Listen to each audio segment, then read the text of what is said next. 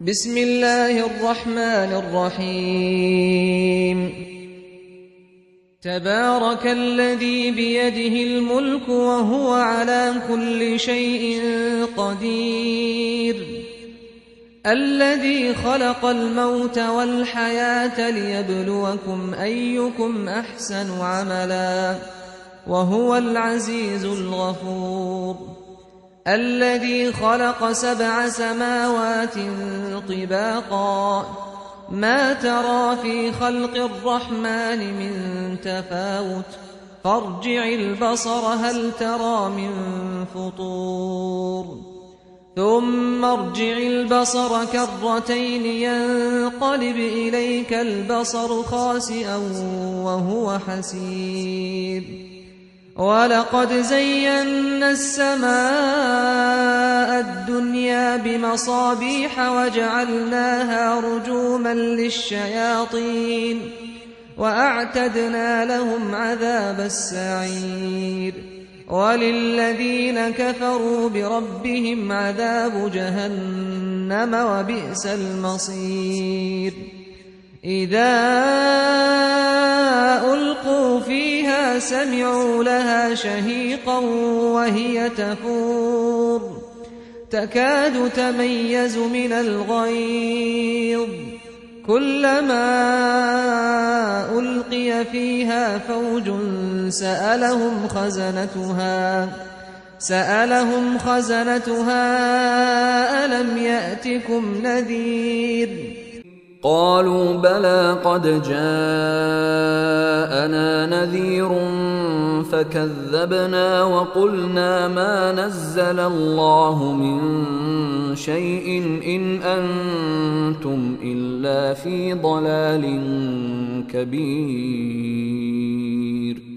وقالوا لو كنا نسمع أو نعقل ما كنا في أصحاب السعير فاعترفوا بذنبهم فسحقا لأصحاب السعير إن الذين يخشون ربهم بالغيب لهم مغفرة وأجر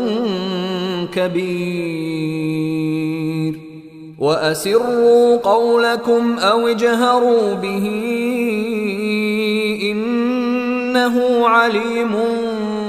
بذات الصدور ألا يعلم من خلق وهو اللطيف الخبير هو الذي جعل لكم الأرض ذلولا فامشوا في مناكبها وكلوا من رزقه وإليه النشور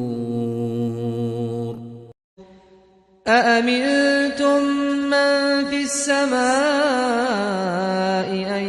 يخسف بكم الأرض فإذا هي تمور أم أمنتم من في السماء أن يرسل عليكم حاصبا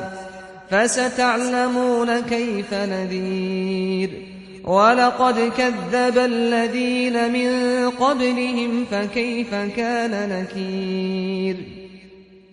أولم يروا إلى الطير فوقهم صافات ويقبضن ما يمسكهن إلا الرحمن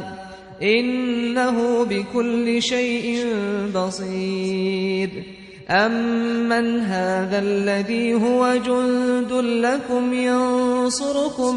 من دون الرحمن إن الكافرون إلا في غرور أمن هذا الذي يرزقكم إن أمسك رزقه بل لجوا في عتو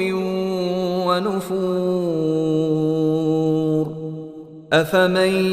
يمشي مكبا على وجهه أهدى أمن يمشي سويا على صراط مستقيم قل هو الذي أنشأكم وجعل لكم السمع والأبصار والأفئدة قليلا ما تشكرون قل هو الذي ذرأكم في الأرض وإليه تحشرون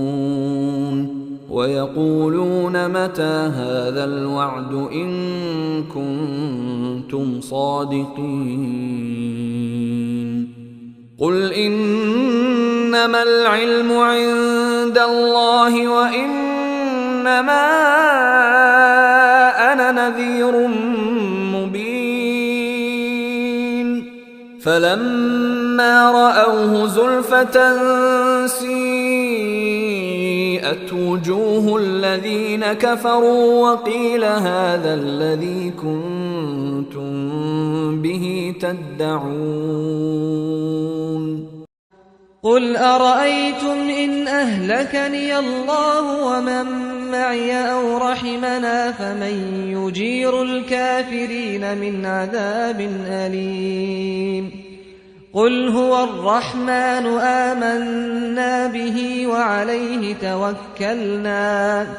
فستعلمون من هو في ضلال مبين قل أرأيتم إن أصبح ماؤكم غورا فمن يأتيكم بماء